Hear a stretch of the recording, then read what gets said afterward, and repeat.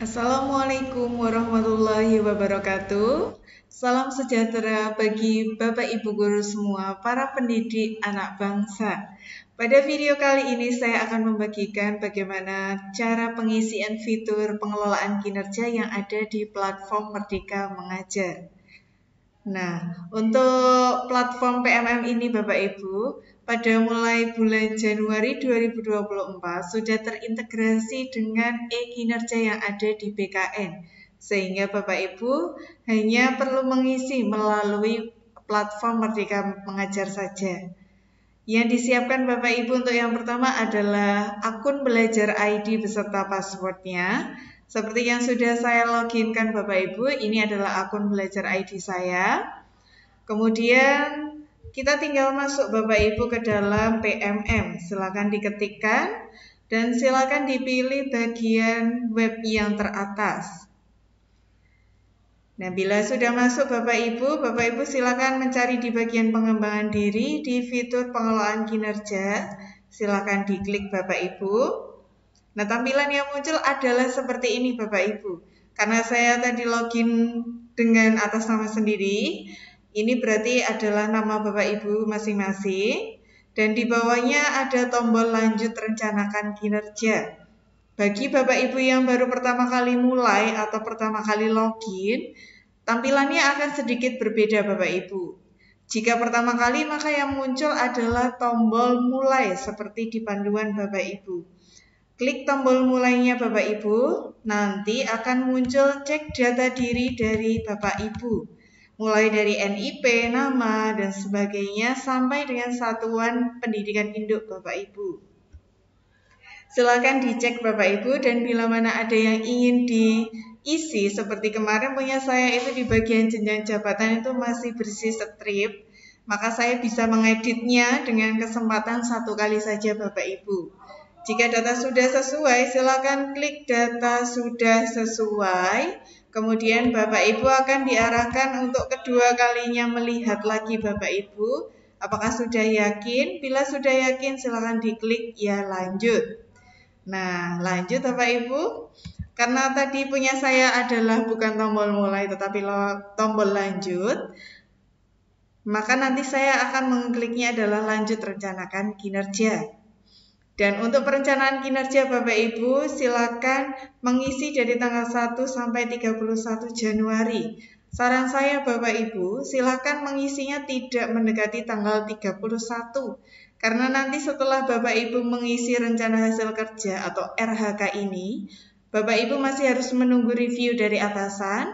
Dan bila ada penyesuaian atau revisi nanti Bapak Ibu harus mengecek kembali dan harus menyepakatinya kembali. Jadi, silahkan Bapak Ibu mulai mengisinya dari sekarang. Nah, sekedar informasi kembali Bapak Ibu, untuk pengelolaan kinerja nanti akan ada 2 periode. Periode yang pertama adalah bulan Januari ini sampai Juni. Sedangkan periode kedua, ini ya Bapak Ibu, nanti adalah Juli sampai dengan Desember. Di mana masing-masing dari periode nanti akan ada 3 tahapan, mulai dari perencanaan, pelaksanaan, dan penilaian. Bila Bapak Ibu ingin membaca sendiri secara mandiri apa saja yang diperlukan dan bagaimana pengisiannya, bisa diklik di sini Bapak Ibu. Klik selengkapnya, nanti Bapak Ibu akan diarahkan pada pusat informasi. Silakan diklik di bagian pengelolaan kinerja Bapak Ibu. Nah, di sini Bapak Ibu nanti bisa melihat apa saja tentang pengelolaan kinerja, lalu bukti dukungnya seperti apa, siapa saja ini Bapak Ibu guru yang bisa mengisi. Nah, nanti silakan dibaca secara mandiri Bapak Ibu. Kita lanjutkan ya Bapak Ibu. Karena tadi sudah lanjut, maka silakan lanjut rencanakan. Nah, di sini Bapak Ibu di bagian perencanaan akan ada 5 hal yang harus kita cek dan isi. Mulai dari praktik pembelajaran sampai dengan bagian rangkuman. Pilih indikatornya sesuai dengan rapot pendidikannya Bapak Ibu. Nah, untuk di bagian dimensi prioritas Bapak Ibu, karena di sini tidak ada atau bisa memilih sesuai kebutuhan, sebenarnya ada Bapak Ibu. Karena mungkin di sini tidak ada, Bapak Ibu berpikir, oh berarti tidak serta-merta tidak ada. Jadi nanti rapat pendidikan Bapak Ibu semua ini yang akan menunjukkan dimensi apa saja yang direkomendasikan atau dimensi mana yang menjadi prioritas. Di bawah Bapak Ibu ada 8 dimensi, nanti ada sub yang bisa dipilih, tetapi Bapak Ibu hanya bisa memilih satu saja. Nah, kalau sudah Bapak Ibu, silakan diklik di rapot pendidikan. Nah, di sini terlihat Bapak Ibu, oh ternyata di sekolah saya, satuan pendidikan saya, itu dimensi manajemen kelas dan metode pembelajarannya di capaian cukup, sedangkan psikologisnya di capaian baik. Nah, saya akan mengambil di antara dua itu Bapak Ibu. Nah, bila mana nanti Bapak Ibu perlu berdiskusi, silakan diskusikan dengan atasan Bapak Ibu atau dalam hal ini kepala sekolah. Bila sudah mengerti, klik tombol biru saya mengerti. Nah, di bagian atas Bapak Ibu sebelah kanan, di sini ada sistem rapot pendidikan Bapak Ibu. Saran saya Bapak Ibu, monggo silahkan di-download karena nanti fungsinya di sini adalah saat RHK yang Bapak Ibu ajukan itu berbeda dengan rangkuman, berarti ada RHK tambahan yang memang ditambahkan berdasarkan rapot pendidikan. Jadi nanti memang akan ada perbedaannya Bapak Ibu. Jadi tolong video ini jangan di skip Bapak Ibu semua. Silakan diklik Bapak Ibu.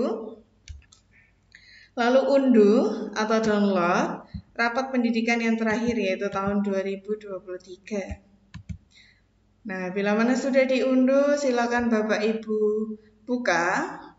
Nah, nanti tampilannya adalah seperti ini Bapak Ibu. Ini adalah rapot pendidikan SMP saya Bapak Ibu, tempat saya mengajar. Dan nanti Bapak Ibu bisa membaca panduan membacanya, prioritas rekomendasi, seluruh rekomendasinya seperti apa, ada semua di rapot pendidikan. Nah, lanjut ya Bapak Ibu. Setelah Bapak Ibu mendownload, maka Bapak Ibu di sini klik saya mengerti. Lalu memilih salah satu dari 8 tadi Bapak Ibu. Kalau di sini saya memilih metode pembelajaran dimensinya dengan topik aktivitas interaktif. Jika sudah, silakan lanjut ke pengembangan kompetensi Bapak Ibu.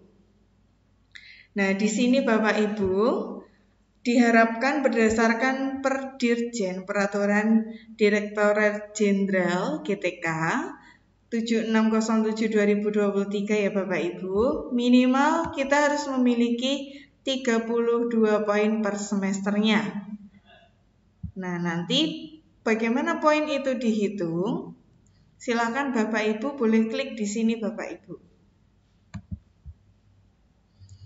Nah, di sini terlihat Bapak Ibu. Misalkan di bagian bawah ya Bapak Ibu, karena memang di bawah. RHKI-nya di sini ada 18 dan Bapak Ibu nanti bisa melihat-lihat bagaimana pengisian RHK. Misalkan di sini Bapak Ibu, karena minimal 32 poin, maka Bapak Ibu harus memilih poin yang akan Bapak Ibu laksanakan selama satu periode. Misalkan saya akan memilih sebagai peserta pelatihan mandiri, maka catatannya saya harus melakukan 1 kali pelatihan beserta aksi nyata yang setara dengan 8 poin. Bukti dukunnya adalah cukup sertifikat. Nah, yang lainnya pun beda-beda Bapak Ibu. Misalkan Bapak Ibu mempunyai kompetensi ingin sebagai narasumber, berarti silakan nanti pilih RHK atau rencana hasil kerja sebagai narasumber. Nah, nanti poinnya 8, bukti dukungnya sertifikat. Dan yang di bawah-bawah sama ya Bapak Ibu. Intinya adalah bukti dukung yang didapatkan Bapak Ibu ini adalah berada di periode tahun berkenaan atau tahun berjalan, yaitu Januari sampai dengan Juni. Jadi kalau misal Bapak Ibu memiliki sertifikat tapi pada tahun 2023, berarti itu adalah SKP atau bukti dukung pada SKP tahun lalu. Jadi silakan diupload di SKP yang tahun lalu Bapak Ibu. Kita lanjut ya Bapak Ibu, nanti silakan bisa dibaca mandiri seperti apa yang dibutuhkan untuk bukti dukungnya. Nah, di sini karena saya minimal 32 poin, saya berencana mengisi RHK yang pertama, meningkatnya kompetensi melalui sebagai partisipan kegiatan seminar di bidang pendidikan dengan total poin 4. Nah, bukti dukungnya di sini Bapak Ibu adalah sertifikat dan saya memiliki target kuantitas itu sebanyak 2. Tapi bila mana Bapak Ibu hanya ingin sekali ya boleh saja, silakan klik satu kegiatan. Tetapi di sini nanti poinnya hanya 4. Kalau saya memilih 2 kegiatan, berarti poin di sini adalah 8.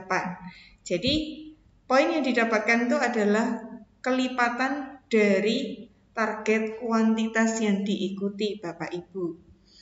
Nah, misalkan Bapak Ibu saya mengisi 1 Bapak Ibu, berarti kan isi poinnya hanya 4. Ternyata total poin saya baru 28. Di sini ada keterangan kurang 4 poin. Maka saya ganti 2 kegiatan. Atau ternyata Bapak Ibu saya tidak jadi pakai RHK yang ini, berarti hapus. Nah, di sini saya punya RHK yang kedua Bapak Ibu. Misalnya saya meningkatkan kompetensi melalui penyusunan bahan ajar yang dibagikan kepada guru. Bukti dukungnya adalah perangkat yang terbit di PMM. Nah, untuk validasi di PMM ini juga membutuhkan waktu jadi Bapak Ibu. Jadi misalkan Bapak Ibu mengisi perencanaan Januari ini, nanti terus pelaksanaan, biasanya bukti dukung itu bisa agar longgar waktunya, mungkin Bapak Ibu bisa memberikan waktu 1-2 bulan untuk waktu validasi, yang dimana Bapak Ibu mengira-ngira sampai di bulan Juni itu sudah terbit di PMM. Nah, itu Bapak Ibu, karena tadi kurang 8 poin, maka saya akan klik tombol tambah. Nah, klik tombol tambah di sini Bapak Ibu. Misalkan saya menjadi pelatihan mandiri. Nah, ini silakan disesuaikan ya Bapak Ibu. Silakan disesuaikan dengan kemampuan Bapak Ibu. Sekiranya akan mengikuti kegiatan mana yang sanggup diikuti Bapak Ibu. Saran saya ikuti dulu periode ini selama periode ini untuk mendapat 32 poin dulu. Jadi nanti bila mana periode Juli sampai Desember Bapak Ibu merasa oh ternyata saya mampu dapat 32, next periode mau nambah jadi 48, 50, 60, itu kan sudah pernah Bapak Ibu rasakan. Nah, jadi kalau saya pribadi saya akan mengisinya 32 poin dulu. Nah, misalkan saya pilih ini Bapak Ibu, ini satu kegiatan 8 poin.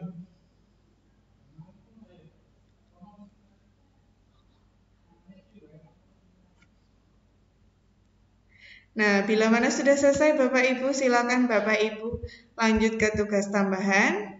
Karena di sini saya sebagai wali kelas sekaligus pembina OSIS, saya mengisi tugas tambahan ini sebenarnya opsional Bapak Ibu. Tapi kalau Bapak Ibu memang mempunyai surat keputusan dari atasan atau SK, monggo silakan dimasukkan saja Bapak Ibu. Jadi misalkan saya di sini sebagai wali kelas, maka saya akan mencari untuk tombol yang wali kelas. Nah, ternyata bukti dukungnya adalah laporan disertai surat SK. Jadi nanti file yang diupload adalah satu file PDF, SK-nya terlebih dahulu, baru belakangnya adalah laporannya Bapak Ibu. Nah, target waktunya sama Bapak Ibu per semester. Nah, untuk yang kedua, karena saya pembina OSIS Bapak Ibu, saya akan memilih untuk yang sebagai pembina OSIS. Nah, ini kan tulisannya hanya untuk SMP, SMA, SMK Bapak Ibu. Bagi Bapak Ibu semua guru SD atau guru TK, silakan bisa memilih bagian yang hanya, bukan ada kata hanya ya Bapak Ibu, untuk semua jenjang. Jadi contohnya seperti ini. Misalkan saya guru TK, saya sebagai kepala perpus, atau saya sebagai bendahara BOS. Silakan klik karena di sini berlaku untuk semua jenjang, termasuk TK dan SD. Nah, bukti dukungnya laporan disertai SK atau surat tugas. Target kegiatannya 1, target waktunya per semester. Begitu Bapak Ibu. Silakan disesuaikan dengan SK yang Bapak Ibu punya. Ini hanya contoh ya tadi Bapak Ibu, maka saya hapus kembali. Nah, lanjut ya Bapak Ibu, yang ketiga adalah perilaku kerja. Perilaku kerja itu sebenarnya ada 7 Bapak Ibu. Ini adalah mulai dari berorientasi sampai dengan bagian kolaboratif. Sebelum lanjut ke sini ya Bapak Ibu, tadi saya belum memberikan bahwa sesuai dengan Dirjen Peraturan Direktorat Jenderal tahun 2023 tadi, di sini ada juknisnya Bapak Ibu, petunjuk teknis. Bapak Ibu, bagi yang ingin mengisi bukti dukung itu bisa dilihat di halaman 49. Bagi Bapak Ibu yang ingin mengecek seperti apa bukti dukungnya, ada di halaman 49. Nah, seperti ini ya Bapak Ibu, memang banyak halamannya. Ada di halaman 49 itu untuk guru. Nanti untuk kepala sekolah ada di halaman 52. Nah, ini Bapak Ibu. Nah, bukti dukung pelaksanaan RHK. Misalkan tadi Bapak Ibu memilih praktik melalui observasi kinerja, maka Bapak Ibu bukti dukungnya adalah formulir D. Nah, formulir D itu yang mana? Formulir D itu ada pada lampiran Bapak Ibu. Nah, untuk lampiran, tapi ini dulu nih Bapak Ibu, itu nanti yang berikutnya pun beda-beda ya Bapak Ibu. Misalkan jenengan tadi memilih penggerak komunitas dengan minimal kegiatan, berarti itu sertifikat. Nah, misalkan yang bawah lagi Bapak Ibu meraih pengakuan atau penghargaan, berarti bukti dukungnya piagam. Menyusun perangkat ajar, berarti perangkat ajarnya telah diterbitkan di PMM. Nah, di sini semua sudah detail ya Bapak Ibu, jadi Bapak Ibu tidak perlu risau. Dan untuk yang formulir tadi itu ada di halaman 16 Bapak Ibu.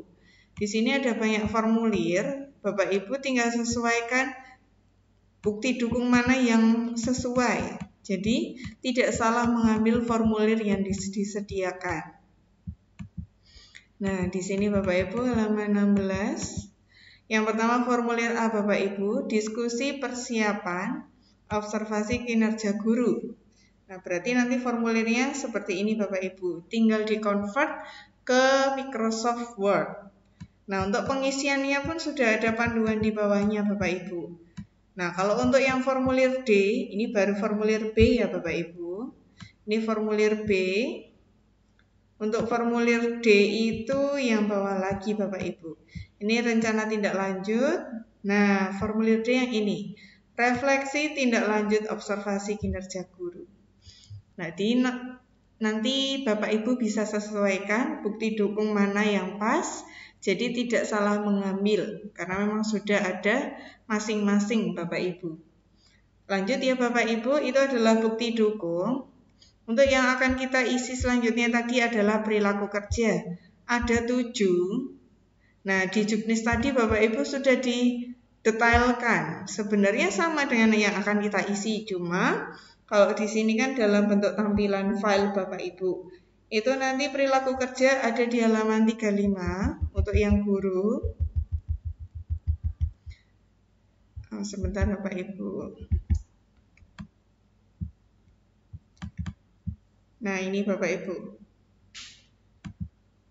Ini kalau yang tadi ya Bapak Ibu, poin pengembangan kompetensi yang tadi kita isi RHK-nya, yang saya cuma ngisi 2 tadi. Nah, di sini untuk kontekstualisasi perilaku kerja, Bapak Ibu bisa mengecek, misalkan berorientasi pelayanan, nanti indikator perilakunya di kolom sampingnya, itu ada 3 Bapak Ibu, bersifat ramah, melakukan perbaikan. Nah, di mana Bapak Ibu nanti ekspektasinya ada masing-masing juga Bapak Ibu. Kalau memahami kebutuhan peserta didik, ekspektasinya ada 4. Bapak Ibu tinggal memilih. Contohnya seperti ini Bapak Ibu. Misalkan, perilaku kerja berorientasi pelayanan. Saya ada 3, kan tadi ada 3 Bapak Ibu.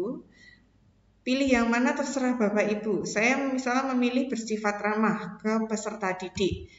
Bagaimana perilaku yang akan saya terapkan? Maka saya perwujudannya akan memilih misalkan mengucapkan salam. Ada 4 pilihan ya Bapak Ibu untuk perwujudan perilaku. Itu tadi sama Bapak Ibu. Nah, di sini kan memisalkan tadi bersifat ramah. Ada 4. Ini ada 1, 2, 3, 4. Nah, sebenarnya kita tinggal memilih saja Bapak Ibu. Misalkan yang bawah akuntabel, saya ingin memanfaatkan sumber daya satuan pendidikan. Lanjut Bapak Ibu. Misalkan yang ini ya Bapak Ibu, perwujudan perilakunya saya memilih memanfaatkan fasilitas sesuai dengan peruntukannya. Yang bawahnya kompeten, saya memilih membantu peserta didik rekan sejawat untuk saling belajar. Perwujudannya memfasilitasi berbagai pengetahuan antara rekan sejawat. Dan seterusnya Bapak Ibu, sampai poin ke-7 yang terakhir adalah kolaboratif.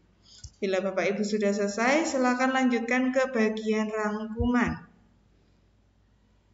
Nah, di bagian rangkuman ini Bapak Ibu, RHK-nya kita lihat. Hasil kerja utama yang pertama RHK-nya ada 1, 2, 3, 4, 5. Nah, di sini ada 5 ya Bapak Ibu yang utama. Kok ada 5 sedangkan tadi saya hanya mengisi 2? Itu dapat dari mana? Itu keluar dari rapot pendidikan satuan pendidikan Bapak Ibu. Jadi cara membedakannya gampang Bapak Ibu. Tadi yang saya pilih itu adalah yang ada poinnya, sedangkan yang tambahan yang tidak kita pilih itu di sini tidak ada poinnya. Jadi hanya target kegiatan dengan target kuantitas. Misalkan meningkatnya praktik aktivasi kognitif yang berfokus pada aktivitas interaktif. Hasil penilaiannya adalah berupa bukti dukung hasil penilaian observasi kinerja guru. Berarti ini tadi lihat di bukti dukung di Dirjen ini ya Bapak Ibu, nanti silakan dicek. Nah, yang kedua, ini ada poinnya Bapak Ibu, 24. Oh, berarti ini yang tadi saya pilih, yaitu membuat penyusunan perangkat ajar. Nah, yang ketiga itu adalah yang ada poinnya lagi Bapak Ibu. Berarti ini yang tadi saya susun atau yang saya ajukan sendiri. Nah, yang keempat itu tersusunnya KOSP atau Kurikulum Operasional Satuan Pendidikan. Di sini bukti dukungnya hanya KOSP. Ini di PDF kan bisa Bapak Ibu, nanti bisa minta di bagian kurikulum. Yang berikutnya juga sama Bapak Ibu, ini adalah tambahannya. Nah, dalam bukti dukungnya adalah rangkuman kegiatan. Nah, itu Bapak Ibu jadi fungsinya rapot pendidikan, Bapak Ibu bisa memadankan antara yang muncul RHK 5 dengan yang saya buat 2, berarti tambahannya 3. Oh, muncul dari mana saja tadi? Bisa Bapak Ibu cek di rapor pendidikan. Misalkan di sini kurikulum. Nah, misalkan dalam kategori kurang, Itu di pengalaman pelatihan PTK. Nah, berarti karena di sini ada kategori kurang, maka itu muncul Bapak Ibu di akhir rangkuman kita. Nah, tapi nanti beda-beda Bapak Ibu di setiap individu. Nah, untuk selanjutnya, hasil kerja tambahan itu tadi opsional. Saya mengisi 2, OSIS, pembina OSIS, dan wali kelas. Ini perilaku kerja yang sudah saya pilih Bapak Ibu. Monggo bila mana sudah yakin, bisa Bapak Ibu lanjut ajukan atau mengubahnya terlebih dahulu. Ini diajukan kemana? Ke atasan Bapak Ibu atau kepala sekolah. Atau Bapak Ibu tiba-tiba mati listrik, mati semua, atau salah pencet, misalkan salah pencet. Nah, Bapak Ibu merasa itu belum tersave tadi, itu memang sudah tersave otomatis. Nah, silakan Bapak Ibu bisa masuk lagi, mengecek lagi apakah hilang atau tidak, itu tidak akan hilang. Nah, misalkan masuk lagi ya Bapak Ibu seperti tadi pertama kali kita masuk. Nah, lanjut rencanakan kinerja. Nah, kita lihat Bapak Ibu, tadi saya pilih aktivitas interaktif, pengembangan kompetensi saya pilih 2 RHK, tugas tambahan saya isi 2. Lalu perilaku kerja tadi sudah full 7, saya lihat rangkumannya, oh tidak ada yang berubah dan sudah tersave secara otomatis. Jadi itu saja Bapak Ibu untuk pengelolaan kinerja, silakan bila sudah yakin langsung klik ajukan, nanti akan direview oleh atasan masing-masing Bapak Ibu. Cukup sekian videonya, terima kasih, semoga video ini bermanfaat, sampai jumpa di video yang kedua. Salam sejahtera. Wassalamualaikum warahmatullahi wabarakatuh.